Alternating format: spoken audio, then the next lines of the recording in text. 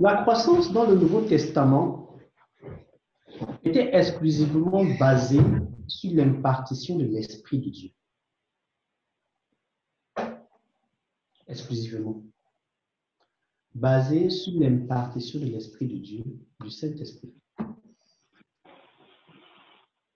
Sans impartition, il n'y a pas de croissance et impossible de porter abondamment du fruit qui plaît à Dieu. Nous avons beaucoup développé le psychique, la morale, la raison. Nous avons beaucoup fait d'activités exclusivement basées sur la théorie et non sur la réalité spirituelle. Dans l'énergie de l'homme et de la chair humaine, dans l'énergie de l'âme et non de l'esprit. Mais plusieurs ont agi comme Adam, une âme vivante, et non pas comme Christ, un esprit vivifiant. C'est-à-dire, on prêche l'évangile, mais finalement, ça ne commence pas. La personne ne devient pas automatiquement un faiseur de disciples. Il faut encore le bâtir, l'enseigner, parce qu'il n'y a pas eu transmission, impartition de l'Esprit de Dieu. Pour ceux qui se sont véritablement convertis, ils vont réaliser qu'on ne leur a pas couru après pour les enseigner. Et quand on regarde dans le Nouveau Testament, on ne voit pas les Pierre, les Paul courir après les frères pour les enseigner. C'est eux qui venaient être enseignés. Il y en avait des rétrogrades, mais c'était vraiment des rétrogrades. C'est-à-dire, un jour, il a touché Christ. On n'a pas couru après lui avant de se mettre à courir après lui une deuxième fois. Une croissance exclusivement basée sur l'impartition de l'Esprit de Dieu. Et non pas dans l'énergie de la chair humaine, dans l'énergie d'Adam. Une âme vivante. Tu es vivant parce que Christ est en toi. Donc tu es une âme vivante, mais tu n'es pas un esprit vivifiant. On te touche, la vie coule de toi. On est dans ta présence. Quelque chose de Dieu part de toi et touche la vie de quelqu'un. Comme un courant électrique qui est branché. On touche, on sent qu'il y a du jus qui passe. Donc, c'est donner un peu d'explication sur l'âme vivante et l'esprit vivifiant. Aussi, leur vie n'a pas vivifié ni eux-mêmes, ni personne d'autre. Ils ont tourné et tournent en rond. Ils n'ont plus de perspective. Ils sont là, mais sont devenus des religieux de l'ère moderne. Plus de réalité spirituelle, plus de repentance, plus de communication et de transmission de l'héritage divin. Qu'est-ce qui s'est passé? Et qu'est-ce qui se passe? Hélas, la parole dit que c'est l'amour de plusieurs qui est en train de se refroidir. Plusieurs n'ont plus que l'amour des choses de Dieu. Ils n'ont plus du tout l'amour de Dieu lui-même. Ainsi, on peut prêcher l'évangile avec dans son cœur la haine ou le manque de pardon. On peut passer des heures de prière entre guillemets, avec dans sa vie des simples péchés comme le mensonge. On peut atteindre des performances dans le jeûne de plusieurs jours en étant et vivant dans la fausseté et l'hypocrisie.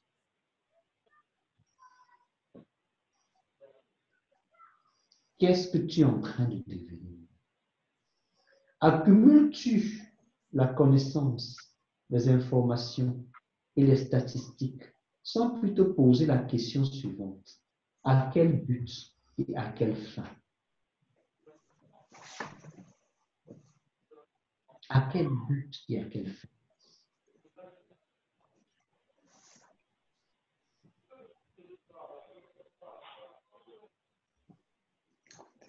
Si tu étais ému par le fait d'être rempli de la présence de Dieu, lorsque dans ta lecture, tu serais ou aurais été confronté au manque de pardon, tu aurais tout simplement tout arrêté pour régler l'affaire. conscient qu'en lire un verset de plus, sans avoir réglé ce point de manque de pardon que tu viens de découvrir dans la parole, ne servirait à rien, n'apporterait plus rien. Ce serait peine perdue. Inutile, car tu n'en serais pas plus rempli de Dieu et de la présence de Dieu si un seul péché connu, révélé que tu es en train de lire n'est pas abandonné. Ou un seul jour de plus dans ton un péché connu, révélé, ça ne servirait à rien. Ou une heure de plus dans la prière, ça ne servirait à rien. D'ailleurs, le Seigneur dit, laisse là ton offrande, va d'abord. Donc la priorité est la présence de Dieu. Et la présence de Dieu ne marche pas si on a un péché connu, vu et qu'on n'abandonne pas. C'est pour ça que je suis un peu dérangé. Tu médites. Vraiment. Tu lis la Bible. Vraiment, tu la lis. Tu jeûnes. Tu humilies ton âme devant le Seigneur. Vraiment. Si c'était vrai, je pense que nous aurons été devenus de plus en plus des hommes et des femmes très spirituels, dont la vie de Dieu coule.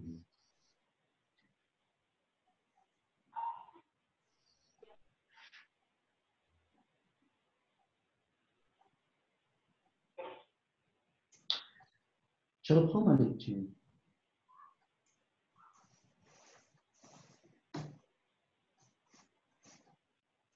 S'il y a une seule chose contre la nature de Dieu en toi, et pour laquelle, à travers sa parole, il t'a interpellé, comment peux-tu être rempli de sa présence si tu continues dans les activités? La résistance de plusieurs à l'action du Saint-Esprit pour produire cette conviction conduit hélas le peuple de Dieu inexorablement dans la perdition. Il devient de plus en plus religieux, des religieux modernes de notre génération, pratiquant toutes sortes d'activités au nom d'un Dieu qu'ils prétendent aimer, mais qui n'est pas présent en eux, ou dont la présence en eux est invisible. Il y a urgence pour un rebelle. Et c'est bien celui qui arrive comme le dernier rebelle que connaîtra le monde avant le retour imminent du Seigneur Jésus. Plusieurs le disent et le proclament et même le chantent. Jésus revient bientôt. Mais à voir leur vie, leurs actions et leurs attitudes, nous nous rendons compte qu'ils sont comme des perroquets et des vases creux et vides qui font beaucoup de bruit. La parole de Dieu dit dans 1 Corinthiens chapitre 13, de verset 1, qu'ils sont comme des airains qui résonnent, des cymbales qui retentissent. On les entend. Et même au très loin, mais hélas, cela ne produit rien. Rien de la vie de Dieu, si ce n'est quelques excitations de l'âme. Cela produisait la vie. Alors, à leur tour, ils auraient été des canaux pour communiquer cette vie. À quoi sert un réseau de câbles électriques si le courant n'y circule plus? Qu'importe la grandeur de ton réseau, la qualité de tes branchements, le prix de tes appareils en sortie, qui y sont connectés, s'il n'y a plus de jus, s'il n'y a pas de jus, de courant, cela ne sert à rien.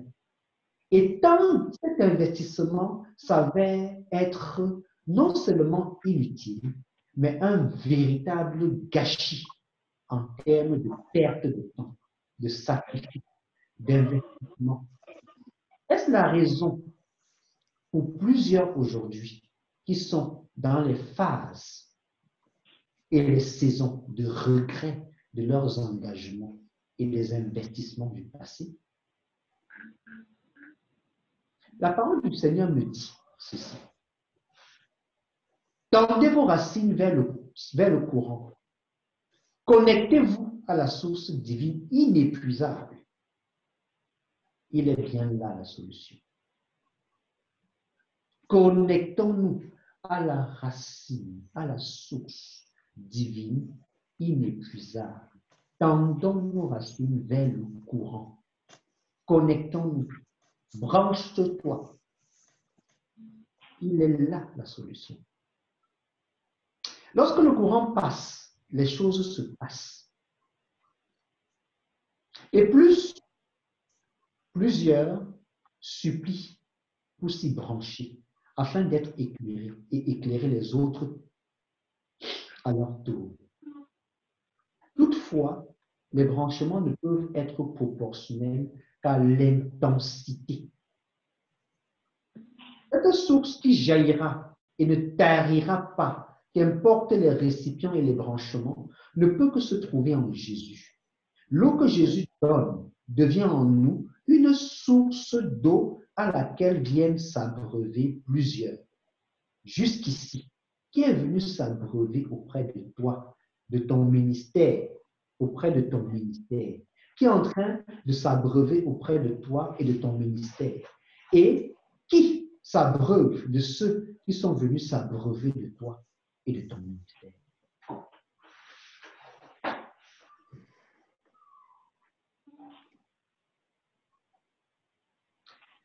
Dans Luc chapitre 12, le verset 32 à 38, la parole de Dieu dit ceci. Ne crains point, le Père nous a donné le royaume. Ne crains pas, Dieu t'a donné le royaume. Il n'a pas juste donné une portion, une clé, non, il t'a donné le royaume. Mais le royaume, c'est une personne, c'est Jésus. Tu as besoin de le saisir, vraiment. Dans toute sa splendeur. Si tu as un royaume et tu n'as pas les contours, tu ne connais pas tes frontières, tu ne connais ni tes limites, tu ne connais même pas ce qu'il y a dans ton royaume. Quel gâchis, quelle perte. Il a un véritable trésor. Je vais donc finir. Ne crains point, le Père nous a donné le royaume. Et c'est dans ce royaume, et seulement dans ce royaume, qu'il faut se connaître.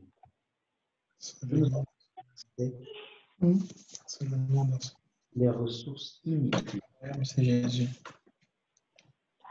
Alors, Dieu m'a parlé ainsi. Et je me suis donc rappelé de quelques références de la parole de Dieu. Cette référence dont je me suis rappelé et pour laquelle j'ai prié pour chacun de nous. Une seule prière simple que l'on peut retrouver dans Agé chapitre 1, le verset 14. Que l'on peut retrouver dans Esdras chapitre 1, du verset 1 à 7. Le sujet de prière que j'ai prié pour chacun de nous est simple. Père, réveille les enfants. Agé 1, c'est Père, réveille l'esprit des enfants. Seul mot ne peut le faire. Aucune prédication ne peut le faire. C'est l'œuvre du Père. Père, réveille l'esprit des enfants. Moi, j'aimerais que tu pries. Nous avons fini. Tout comme moi, j'ai fini. L'auteur du réveil, c'est le Père. Et tu lèves ta main. Tu comprends le sens maintenant de t'inviter à aller en retraite. C'est pour un réveil. Donc, élève ta voix et prie que le Père réveille ton esprit. Tu as besoin que le Père réveille.